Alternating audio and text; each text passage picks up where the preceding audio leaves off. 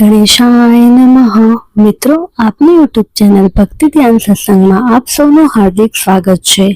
આજે આ વિડીયોમાં આપણે સાંભળવાના છીએ જયા પાર્વતી વ્રતની વ્રત કથા। પહેલાના સમયમાં એક બ્રાહ્મણ હતો, તેનું નામ વામન। તે અને તેની પત્ની સત્યા એક ગામમાં રહેતા હતા। આ બ્રાહ્મણ અને તેની પત્ની ધર્મપરાયણ, સત્યનિષ્ઠ અને પ્રભુ ભક્તિમાં શ્રદ્ધા રાખી જીવન વિતાવતા હતા। વામન અને સત્યા સર્વ વાતે સુખી, પણ તેમને સંતાન સુખ નહોતું। તેથી સત્યા ખૂબ દુઃખી રહેતી અને મનમાં ને મનમાં ભગવાન ભોળાનાથને પ્રાર્થના કરતી કે હે ભોળાનાથ, તમે મને સંતાન સુખથી કેમ વંચિત રાખી છે? દયા કર ભોળાનાથ, દયા કર। આમ સત્યા રોજ ભગવાનને વિનંતી કરે, પણ તેની આશા પૂરી થતી નથી। એવામાં એક દિવસ નારદજી નારાયણ નારાયણ કરતા તેમના ઘેર પધાર્યા। સત્ય અને વામને બંનેને નમસ્કાર કરી નારદજીનું સ્વાગત કર્યું।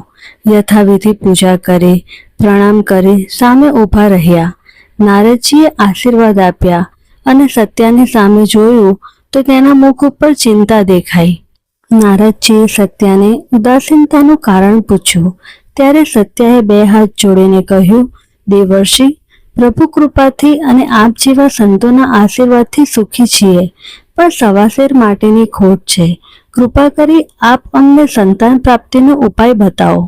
નારદજીએ સત્યાની વાત સાંભળીને કહ્યું, હે વામન, સાંભળ। અહીંયાથી દક્ષિણ દિશામાં જ્યાં ત્યાં તને જંગલ આવશે। આ જંગલ બીલીનું જંગલ છે અને ત્યાં ભગવાન સદાશિવ સુકાયેલા બીલીના પાનમાં ઢંકાયેલા છે। ત્યાં જઈ ઘણા સમયથી અપૂજ્ય રહેલા એ ભગવાનની પૂજા કર, સેવા કર અને ભજન કીર્તન કર।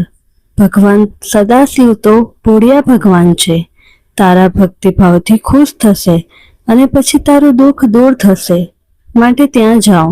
આમ કહી નારદજી તો નારાયણ નારાયણ કરતા પોતાના માર્ગે ચાલ્યા ગયા। બ્રાહ્મણ અને બ્રાહ્મણી નારદજીના વચનોમાં વિશ્વાસ રાખી દક્ષિણ દિશામાં ચાલ્યા જાય છે। ઘણે દૂર નીકળી જતા બીલીનું જંગલ દેખાયું। જંગલમાં આગળ જતા એક સ્થળે બીલીના સૂકા પાંદડાનો ઢગલો દેખાયો। પછી તો બંને પતિ પત્નીએ બેલીપત્ર દૂર કરી જોયું તો ભગવાન સદાશિવનું શિવલિંગ ઘણા સમયથી અપૂજ્ય રહેલું દેખાય છે। આજુબાજુની જગ્યા સાફ કરી એક બાજુ નાની એવી ઝૂંપડી બાંધીને બેએ ત્યાં જ રહેવાનું રાખ્યું। ખરા અંતકરણથી ભગવાનની સેવા પૂજા કરે છે। આમ કરતા કરતા ઘણા દિવસો વીતી ગયા। એકવાર વામન ભગવાન માટે ફૂલ લેવા ગયો અને ત્યાં રસ્તામાં તેને નાગ કરડ્યો। સર્પદંશથી તત્કાળ તેનું મૃત્યુ થયું। આ બાજુ સત્યા વામનના આવવાની રાહ જોઈ બેઠી છે। ઘણો સમય વીતવા છતાં વામન આવ્યો નહીં, તેથી તેની પત્ની સત્યા તેને શોધવા ચાલી। ચાલતા ચાલતા રસ્તામાં જ્યાં વામન મૃત્યુ પામીને પડ્યો હતો ત્યાં આવીને જોયું તો પોતાના પતિને સર્પદંશ થયો છે અને તેનું મૃત્યુ થયું છે। તેમ જાણી સત્યાને અપાર દુઃખ થયું। એ તો ચોધાર આંસુએ રડવા લાગી।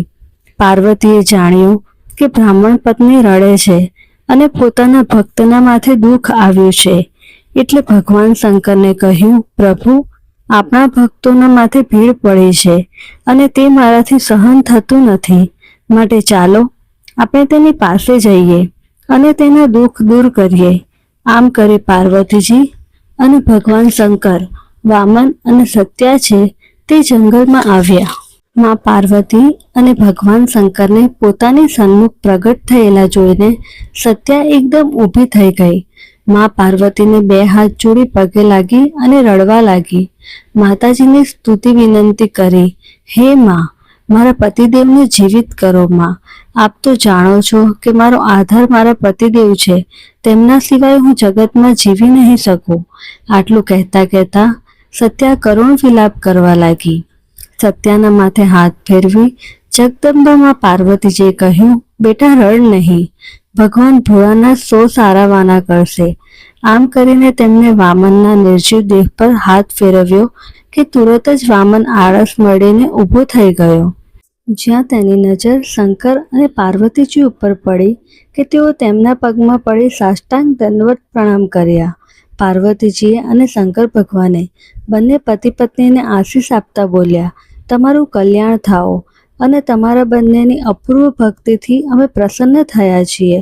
માટે હે બ્રાહ્મણ, હે સત્યા, તમે કાંઈક વરદાન માંગો, બોલો શું જોઈએ છે? સત્યા બોલી, માતાજી, આપની દયાથી દરેક પ્રકારનું સુખ છે, માત્ર સંતાન સુખથી વંચિત છીએ.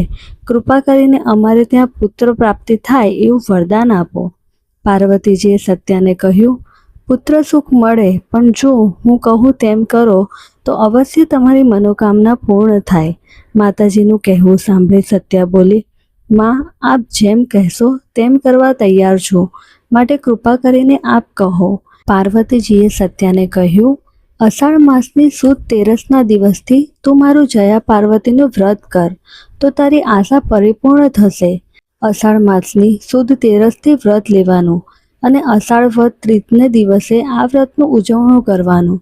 5 દિવસ સુધી એકટાણું કરવાનું, મીઠા વગરનું મોડું જમવાનું. 5મા દિવસે વ્રતનું ઉજવણું કરીને શક્તિ પ્રમાણે તેઓને વસ્ત્રાદિ સૌભાગ્ય અલંકારો આપવાના. આખી રાત જાગરણ કરવાનું. જાગરણમાં પ્રભુ ભજન કીર્તન કરવાના. આમ આ વ્રત વિધિ પ્રમાણે શ્રદ્ધા અને વિશ્વાસથી કરવો, જેના પ્રભાવથી સૌભાગ્ય અખંડ રહે છે, મૃત્યુ પ્રાપ્તિ થાય છે અને સુખ તથા શાંતિથી બાકીનું જીવન પસાર થાય છે. આટલું કહી માતાજી અંતર્ધ્યાન થઈ ગયા. વામન અને સત્યા તો માતાજીએ બતાવેલા ઉપાય સાંભળી ખુશખુશાલ થતા પોતાના ઘરે પાછા ફર્યા. અષાઢ મહિનો આવ્યો, સુદ તેરસ પણ આવી અને સત્યાએ પાર્વતીજીએ બતાવ્યા પ્રમાણે વ્રતનું ઉજવણું કર્યું. સૌભાગ્યવતી સ્ત્રીઓને જમાડી વસ્ત્રો તથા સૌભાગ્ય ચિહ્નો આપ્યા. આમ વ્રતના પ્રભાવથી વ્રતના ફળ સ્વરૂપે 9 માસ પછી સત્યાને પુત્ર અવતર્યો. આથી બંને પતિ પત્ની ખુશીનો પાર ન રહ્યો અને પછી તો ભગવાનનું સ્મરણ કરતાં કરતાં આનંદથી રહેવા લાગ્યા. પોતાના બાળકને જોઈને આનંદથી બાકીનું જીવન સુખમાં પસાર કરવા લાગ્યા.